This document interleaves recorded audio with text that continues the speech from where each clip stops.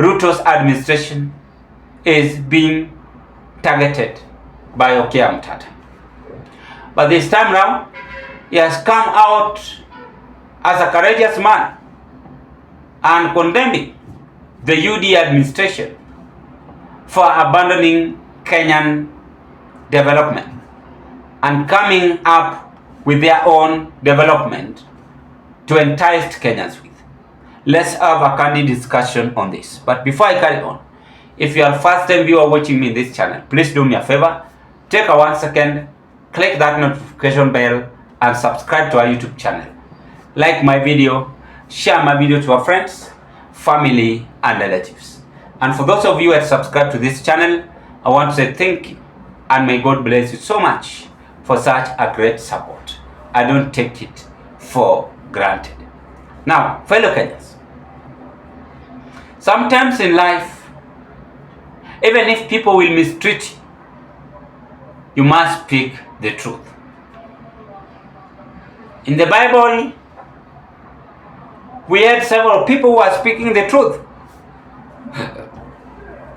We had martyrs, people like Martin Luther King, who were speaking the truth and they never laughed with anyone. Today, their names are being mentioned in everywhere because they did a marvelous job and speak the truth. So I'm very much impressed seeing omtata telling us the rules which we should follow and what should be done. Omtata is speaking as someone who has got experience more than me, more than you, to work hand on hand with President William Ruto. He is declaring war by saying this Singapore or first world country William Ruto is mentioning every now and then is not going to work because this man has destroyed this country. It is true and I can prove whatever omtata is saying. A lot of money has been stolen left, right and center. They are still borrowing. They never come out in public and tell us the debts we are remaining with.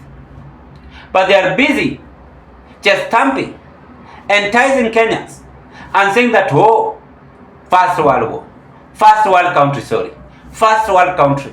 In fact, people like Kimani Chungwa might opt that this first world country should be rebranded again in our national anthem and be a chorus to be sing in the parliament when they are singing the national anthem.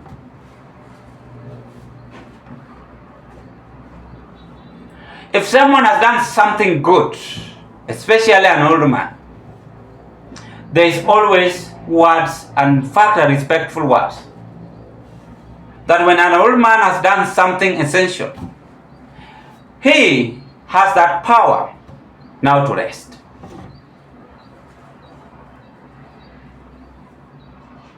You cannot build this country in first world country, as a first world country, if you cannot fight this corrupt men.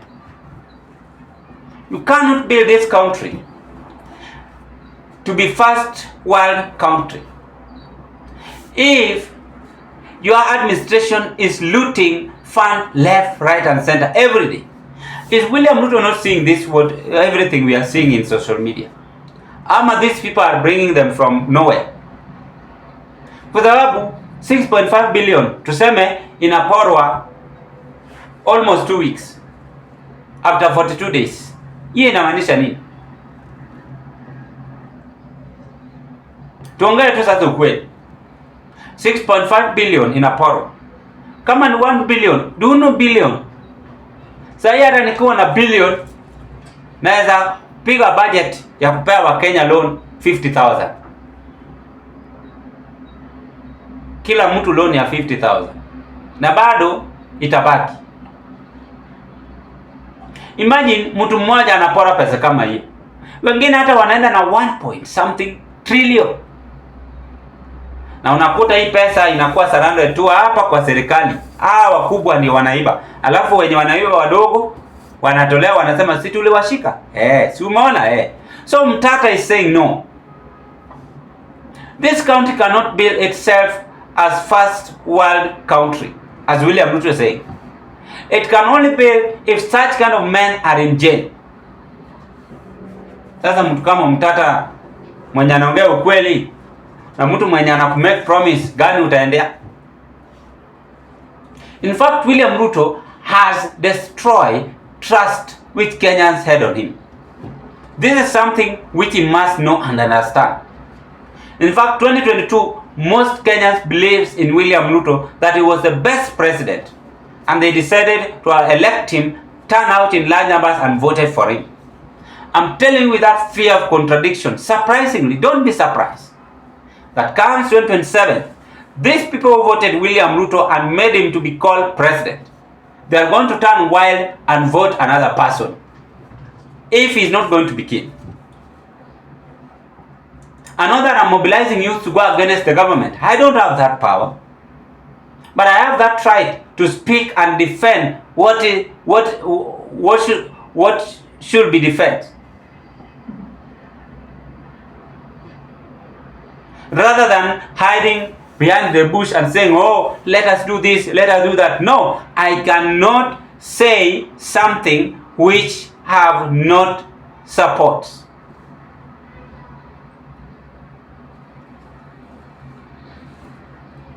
I can't support something which I've seen it is wrong. Money has been looted by this skunk regime. In fact, my main mission is to dwell on how these people are using funds. Na ilianza wakati wa Gachagua wakamtoa. Hata mlisikia billions imepotea. Ndio maana unaona watu wanaongea tu. Kwani nyinyi hamtosheki na pesa? Si uibe kidogo na uinvest uendelee nayo na maisha. Na ukumbuke, my turn is coming. Mimi pia nitafanya spot check kwa kila kiongozi. Hata uwe MP, from MCA to the president. Prepare. Hata ukue umekufa, those family members who are remaining, they must be accountable for what you did. Hata Biblia imesema your forefathers walikula nini? Fruit yenye ifai. They ate forbidden fruit for no reason. So Mtata is somehow making sense. Ruto kama anataka hii nchi kuwe vizuri vile anasema, hii nchi angekuwa asha arrest au watu wana abduct watu. Hiyo ni kitu ya kwanza. Angekuwa amemalizana na hii mambo ya corruption. Angekuwa amereduce pesa kwa mfuko ya wananchi. Amerudisha pesa kwa mfuko ya wananchi. Lakini sasa itakuwa aje kama sisi wenyewe tuna BF kwa hiyo uongozi, tunafukuza hadi investors? Tell me how it's going to work. Tell me how it's going to work. So why is Mtata preferring Ruto to be arrested or to be in jail right now? It's because he's not following the constitution. Na kama mtu afuati constitution anafanyiwa nini? Anashikwa. Ngarang kama alikuwa anasumbua watu, alifanyiwa nini?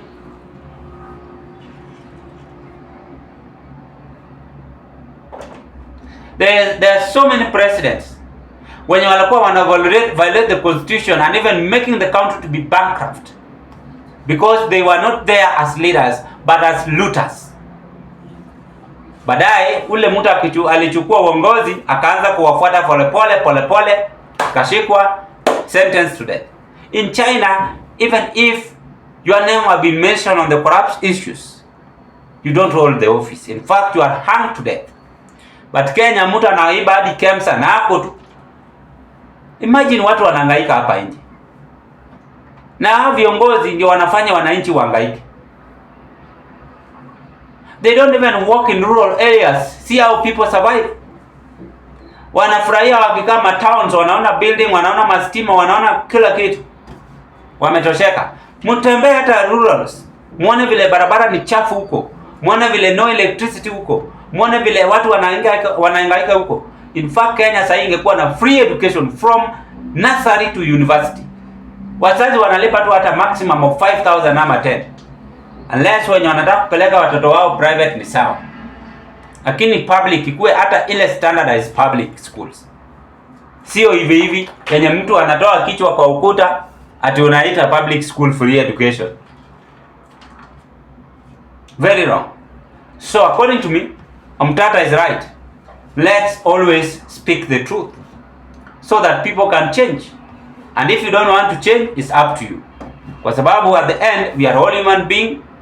Hakuna mwenye analipia mwenzako wai. Tunaishi kwa neema ya Mungu, lakini uwezo Mungu ametupea lazima tufanyie wananchi what is right. And that is what we are aiming to in the near future. Ladies and gentlemen, what are your take? Bye bye, and I wish you all the best, and thank you so much.